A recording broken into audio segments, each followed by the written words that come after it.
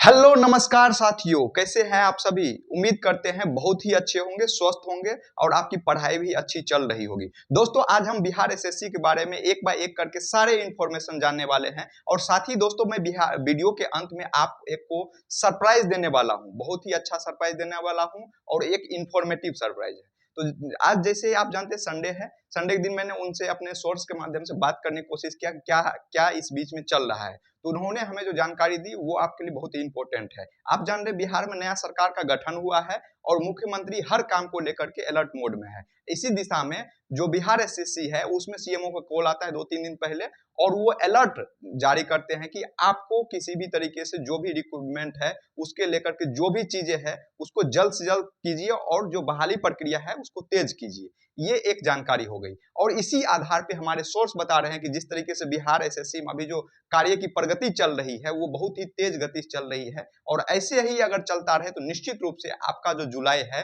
2 exam BSO और CGL 4 ये दोनों एग्जाम आपको मतलब जुलाई में देखने को मिल जाएगा। जब हमारे सोर्स ने ये बताया कि जुलाई में एग्जाम हो जाएगा तो आप ये बताइए कि अभी तक तो एग्जाम का डेट नहीं आया है। तो उन्होंने बताया कि एग्जाम का डेट जो है 35 से 40 दिन पहले हम लोग जारी करेंगे नोटिफिकेशन के माध्यम से। उसमें लिखा होगा किस तारीख को एग्जाम होने वाला है। उन्होंने ये बताया कि आप जुलाई ही स्टूडेंट बताइए, अगर अगर कोई प्राकृतिक आपदा आ जाता है जैसे बाढ़ आना हुआ या कुछ और ऐसा अवस्था आ जाता है जिसमें एग्जाम लेना बामुश्किल हो जाती है तो उसी समय में एग्जाम रोका जाएगा। नहीं तो बिहार एसएससी जिस तरीके से काम कर रही है अभी पिछले 10 दिनों से वैसे में आपका एग्जाम जुलाई में हो जाएगा। उन्होंने बताया कि 12th लेवल का जो एग्जाम है इसमें थोड़ा सा विलंब लगेगा और विलंब लगेगा तो इसका मतलब ये नहीं बहुत ज्यादा लंबा विलंब लगेगा, बस 2-3-4 महीना के अंदर में ये भी एग्जाम आपका ले लिया जाएगा। और ये बताया कि अगर मान चलिए हमने जब प्रेशराइज किया कि जुलाई में बहुत सारा ये है मतलब कि बाढ़ आ जाता है तो उन्होंने बस ये बताया प्राकृतिक आपदा के कारण अगर रुकती है एग्जाम तो रुक सकती है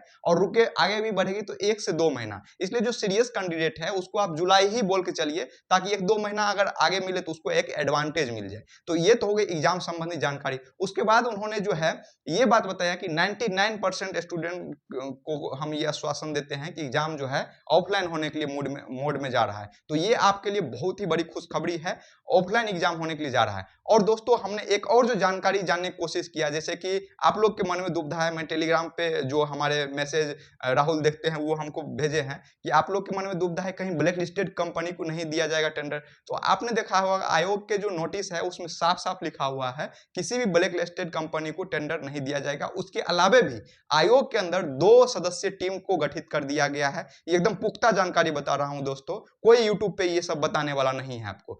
2 सदस्यीय टीम को गठित किया गया है।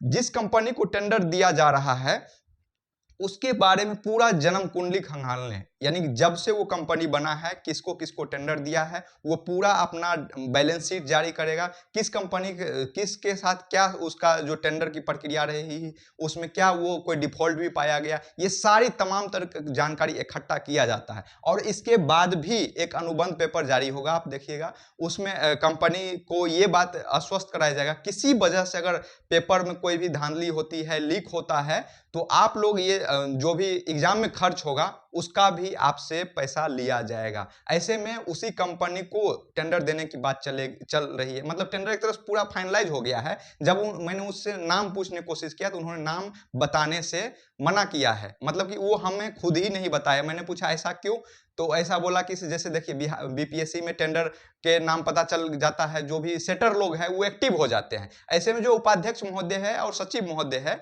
उन्होंने हमें साफ तौर पे हम लोगों को ये बात बोला गया है कि अभी जो कंपनी टेंडर मिलने जा रहा है उसको इंटरनली रखा जाए ताकि जो सेटर लोग हैं वो एक्टिव होकर सीधा कंपनी के जो मेन चीफ सेक्रेटरी होते हैं उनको फोन कर देते हैं हमारे इतने बच्चे हैं, इतना लाख लीजिए, उतने लाख लीजिए। तो बिहार एसएससी इस बार एग्जाम लेने के दौरान में आपको पूरी पारदर्शिता अपनाएगी और क्वेश्चन पेपर का लेवल जो है थोड़ा सा टफ रखा जाएगा। ये बात हमको बताया गया है क्योंकि इस बार जो क्वेश्चन पेपर सेट होना है वो एआई मोड में सेट होगा और साथ ही साथ इसमें मिनिमम जो मेन आदमी की जरूरत होता है वो कोशिश किया जाएगा कि कम से कम आदमी, जहां पे अति आवश्यक हो आदमी का इन्वॉल्वमेंट, वहीं पे रखा जाएगा। अब तो हो गई ये एग्जाम संबंधी बातें। दूसरी बात है, आप लोग के मन में ये दुविधा चलते रहता है कि जो सरकार का गठन हुआ है और बीजेपी सरकार का एजेंडा रहता है कि युवा को रोजी रोजगार नहीं देना है, नौकरी नहीं देना है, सरकारी नौकरी नहीं देना है। तो दोस्तों मैं आपको ये क्लियर बात बता देना चाहता हूं, बिहार में पहली बार ये बीजेपी की सरकार बनी है, आप जान रहे हैं।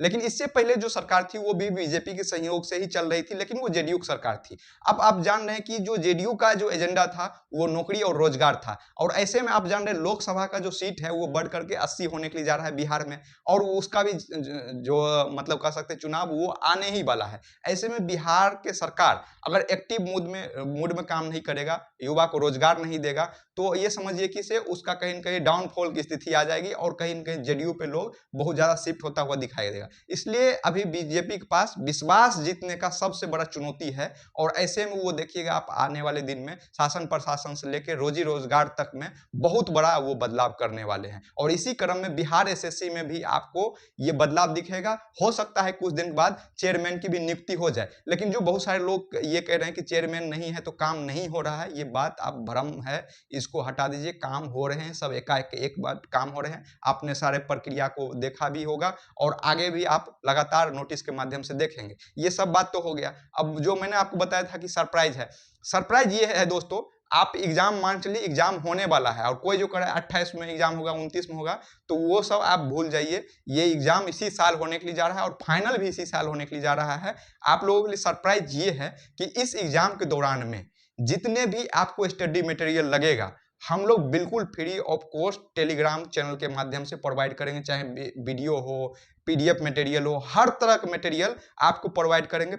अगले संडे जो आने वाला है, क्योंकि इस वीडियो चलेगा तो बहुत सारे लोग देखेंगे, जो भी लोग उसमें ज्वाइन रहेंगे उसको बिना एनी कॉस्ट के सारे चीज हम लोग प्रोवाइड करेंगे। साथ ही साथ अगर आप एग्जाम देने जाते हैं तो उस दौरान एक आपके पास ऐसा प्लेटफॉर्म होना चाहिए जहां पे आप कम्युनिकेट कर सके, लोगों के साथ बातचीत कर सके कि मेरा सेंटर कहां पे हुआ है, कोई अगर हेल्प चाहिए, ये तो लोगों हेल्प करेंगे, लेकिन हमारी तरफ से ये हेल्प रहेगा कि अगर कहीं पे आपका सेंटर हुआ है तो हम लोग जितने डिस्ट्रिक्ट हैं, जो भी हमारे दोस्त हैं, या फिर हमें कहीं कॉल करने की जरूरत पड़ेगा, जहां पर भी फ्री ऑफ कॉस्ट रहने की सुविधा है, वो सब का लिस्ट मैं ला रहा हूं और सब फ्री ऑफ कॉस्ट में आपको वहां पे रहने की सुविधा मिलेगा। ये सब तमाम कार्य होगा एग्जाम के दौरान। इसलिए आप सभी इस चैनल को सब्सक्राइब कर लीजिए और टेलीग्राम लिंक से जुड़ जाइए, क्योंकि ये सारा चीज आपको टेलीग्राम चैनल के माध्यम से उपलब्ध करवाया जाएगा। और टेलीग्राम में कोई भी चीज को आपको जवाब नहीं मिलता है तो हमारे दो वहां पे लोग हैं, राहुल है और सोनल है, और एक हमारे जो और भी बहुत ही प्रबुद्ध लोग हैं, अभिषेक जी, वो भी एडमिन बन गए हैं। तो वो उन सबको आप पर्सनली मैसेज कर सकते हैं और उनसे कोई भी जवाब सवाल आप कर सकते हैं। इतना छूट आपको कोई भी यूट्यूबर नहीं देने वाला हूं। जय हिंद दोस्तों, मिलते हैं किसी नेक्स्ट वीडियो में। जय हिंद।